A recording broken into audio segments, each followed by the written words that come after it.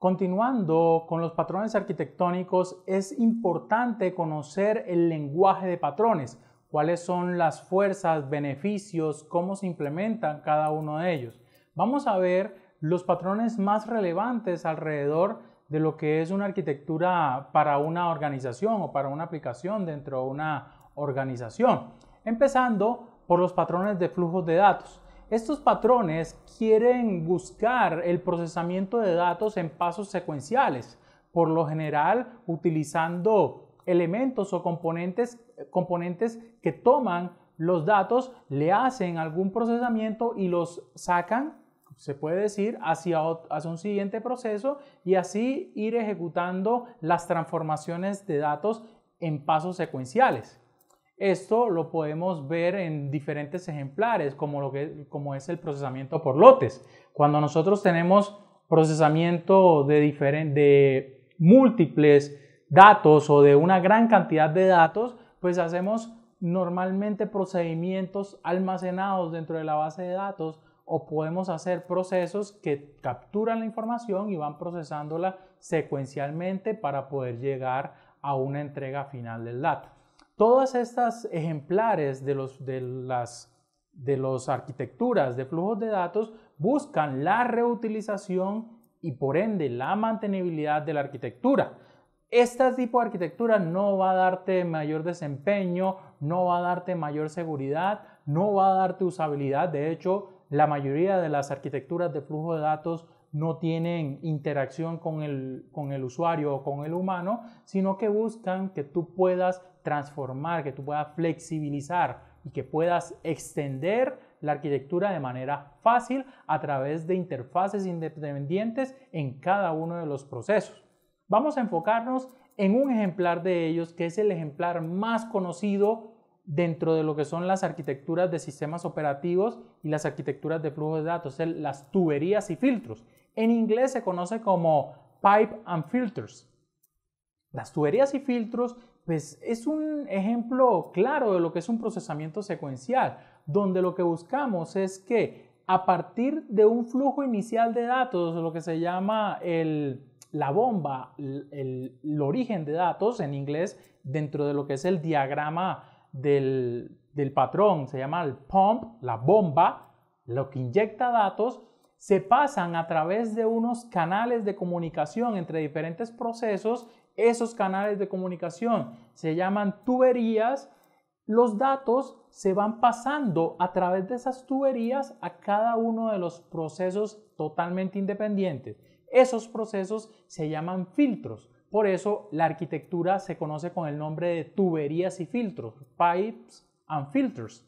Entonces lo que buscamos aquí es que por medio de un procesamiento secuencial en el cual hay diferentes filtros, diferentes procesos, se van pasando datos entre cada uno de esos procesos por medio de unas tuberías. Esta arquitectura es netamente secuencial, o sea, para poder ejecutar un siguiente paso yo necesito que termine el paso anterior, aunque yo puedo tener configuraciones de esta arquitectura en la cual se pueden ejecutar filtros en paralelo. Es una arquitectura muy simple de entender, es una arquitectura que no presenta dificultades en su implementación, pero que te puede dar una buena mantenibilidad, sobre todo si tienes flujos de trabajo que quieres automatizar. O sea que cuando nosotros vemos una arquitectura orientada a servicio en la cual tenemos una automatización de procesos, estos procesos realmente son pasos que se ejecutan secuencialmente, al igual que lo muestra una arquitectura de tuberías y filtros. La arquitectura de tuberías y filtros en sí, en su concepto, va a decir que es una arquitectura popular que conecta diferentes componentes computacionales, lo que se llaman filtros, a través de conectores, lo que se llaman los pipes, de modo que los diferentes procesos se pueden ejecutar de manera como un flujo. Los datos se transportan a través de las tuberías entre los filtros, transformando gradualmente las entradas en salidas, hasta llegar a una salida final que se llama el sink, el depósito. Esta configuración de arquitectura nos da varios entendimientos. Primero es que la arquitectura no permite la interrelación o la interacción con el usuario. O sea, en la mitad de un proceso yo no puedo parar el proceso para poder recibir la entrada de un usuario. No, los pasos son secuenciales y se ejecutan automáticamente desde que entran los datos hasta que terminan los datos por cada uno de los filtros. Los filtros solamente es una funcionalidad que encapsula parte de un procesamiento.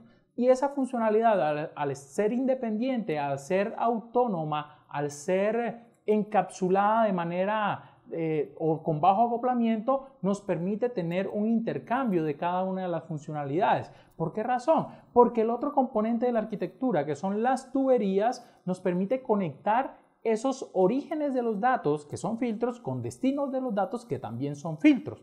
Pero esa tubería es totalmente independiente de la implementación de los filtros. Y esa tubería puede ser TCP, puede ser archivos, puede ser cualquier implementación que yo busque para comunicar procesos, pero que me permite que esos procesos estén totalmente independientes. Entonces, la escogencia, la definición de la tubería es algo muy importante en la arquitectura de tuberías y filtros porque te va a permitir tener una comunicación independiente, una comunicación extensiva entre los diferentes procesos.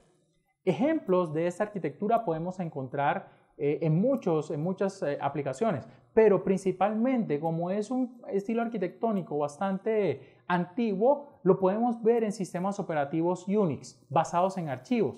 Por ejemplo, cuando nosotros en un sistema operativo Unix concatenamos comandos, el cat, y ponemos un símbolo que es el símbolo de pipe, que es el símbolo de tubería, nosotros estamos diciendo que se ejecute este proceso y la salida de este proceso se la pase al siguiente proceso. Eso lo podemos ver en esta instrucción de Unix, que tenemos el cat de un archivo de texto que se llama entrada.txt y después tenemos el símbolo de pipe y después de ese símbolo de pipe o de tubería, de barra, tenemos el grep texto. O sea, el grep es un comando de Unix que busca un texto dentro de otro texto.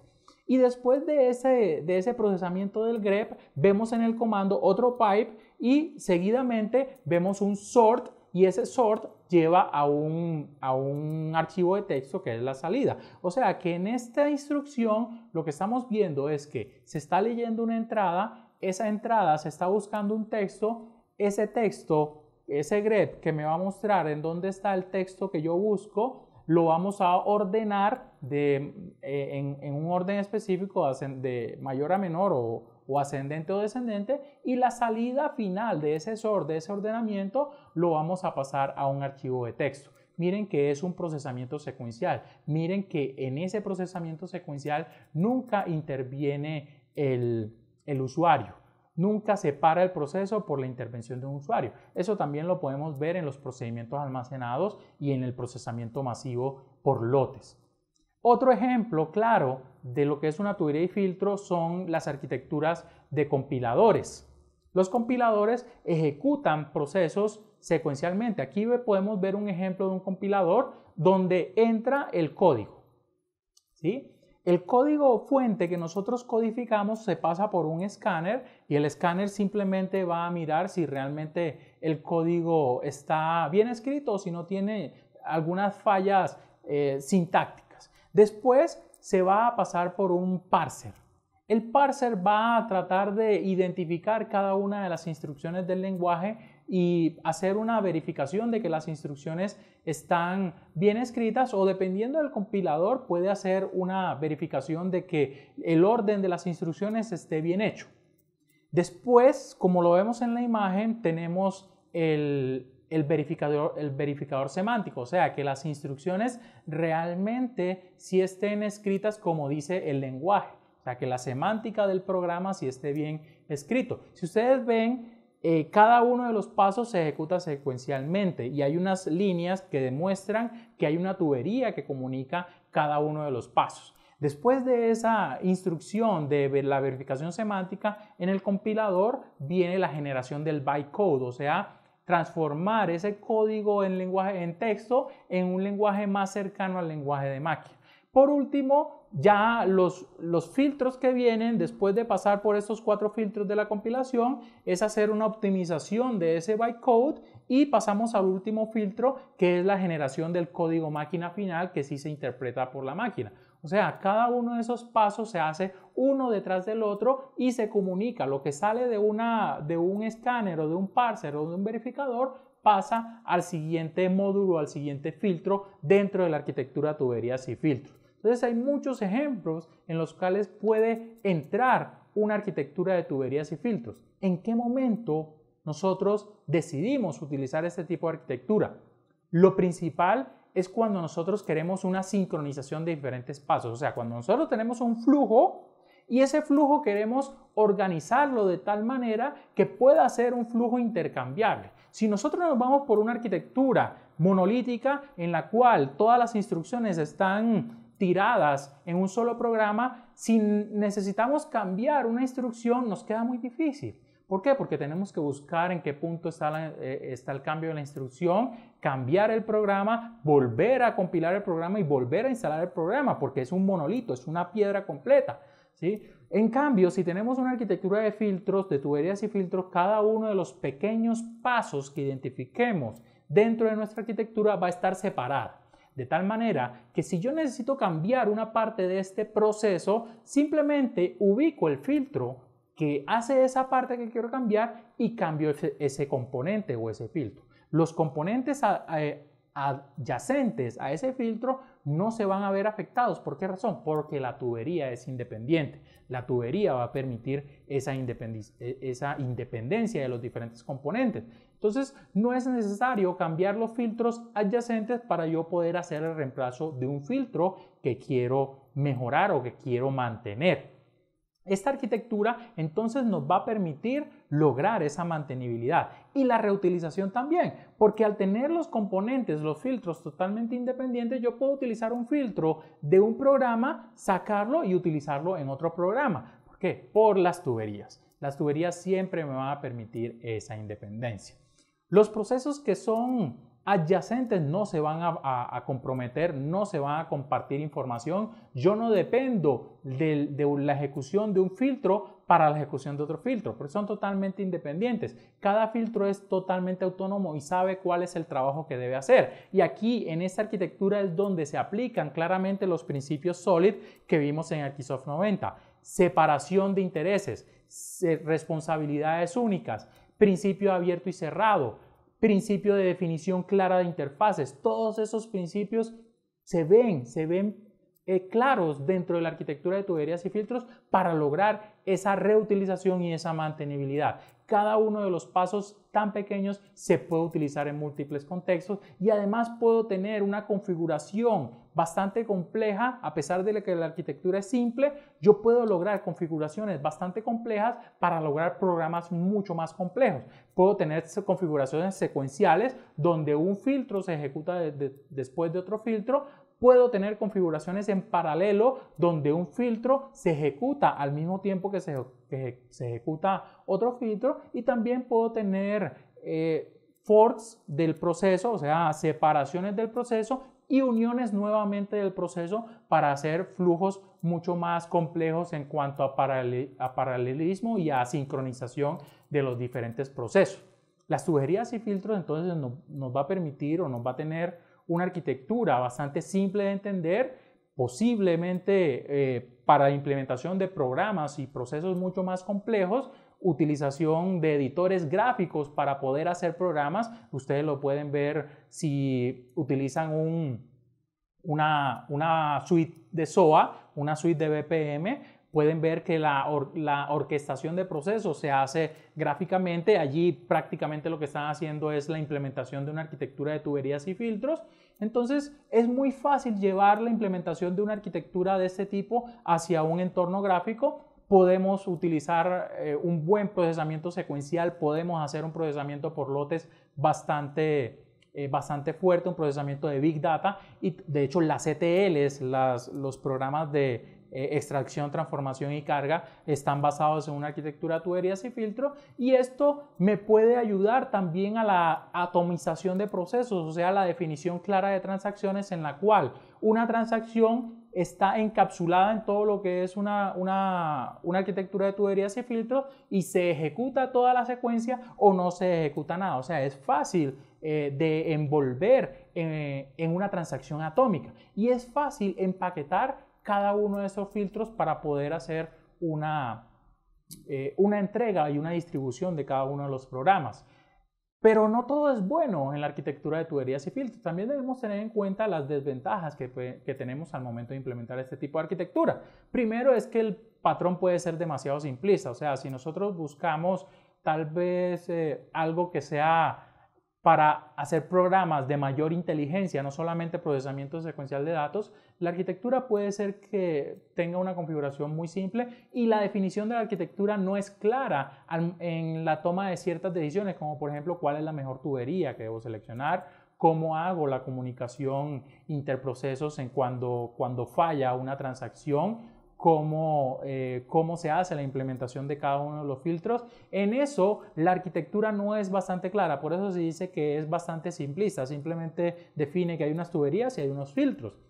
Hay pérdida de eficiencia cuando tengo elementos de complejidad como ciclos. O sea, realmente es bastante difícil implementar ciclos y bucles dentro de lo que es una arquitectura de tuberías y filtros, porque la mayoría del procesamiento es secuencial o paralelo. Regresarse hacia un filtro anterior va en contra de los principios de la arquitectura misma, porque la arquitectura no tiene en cuenta los procesos río arriba, o sea, los procesos que ejecutaron anterior al proceso en el cual se está trabajando no se deberían tener en cuenta porque todo es secuencial y cuando hacemos un ciclo estamos tratando de volver a un paso anterior, lo cual puede traer problemas de sincronización y de la ejecución misma de la arquitectura. El estilo no sirve para manejar situaciones interactivas, o sea, cuando ustedes tienen un flujo en el cual requieren una intervención de un humano, puede ser que el estilo arquitectónico no sea el adecuado. Allí buscamos estilos arquitectónicos que pueden partir de la tubería y filtro, pero con unas mejoras de arquitectura por capa o de arquitectura orientada a servicios o arquitecturas tipo flujo de datos ya en pizarra o repositorio, utilizando bases de datos o utilizando sistemas interactivos como lo son los patrones MVC. Entonces, este tipo de arquitecturas nunca piensa en una representación en pantalla, solamente se capturan datos al principio y se muestran datos al final de todo el procesamiento. Y la independencia de los filtros implica que puede haber duplicación de funciones. Si yo no tengo bien establecido unos procesos de gobierno de componentes, unos procesos en los cuales se identifique claramente quién es el dueño de cada uno de los componentes, quiénes manejan las versiones de los componentes, dónde está el código de los componentes, puede ser que al momento de armar un filtro, como cada uno de los filtros es tan independiente, dentro de un filtro se estén ejecutando operaciones que realmente se ejecutan o que ya fueron implementadas en otro filtro. Entonces, esa independencia, esa buena independencia también puede ser contraproducente si no se tienen claros los elementos de gobierno de todos esos componentes. Entonces aquí tenemos nuestro primer patrón, que es un patrón muy básico, pero que nos puede permitir dentro de nuestras aplicaciones empresariales tener flujos de datos automatizados, tener procesamientos secuenciales en lotes y de allí se derivan diferentes funcionalidades como lo es el Big Data, como lo es las transformaciones de datos, como es la automatización de flujos de trabajo y un sinnúmero de funcionalidades dentro de nuestras aplicaciones funcionales.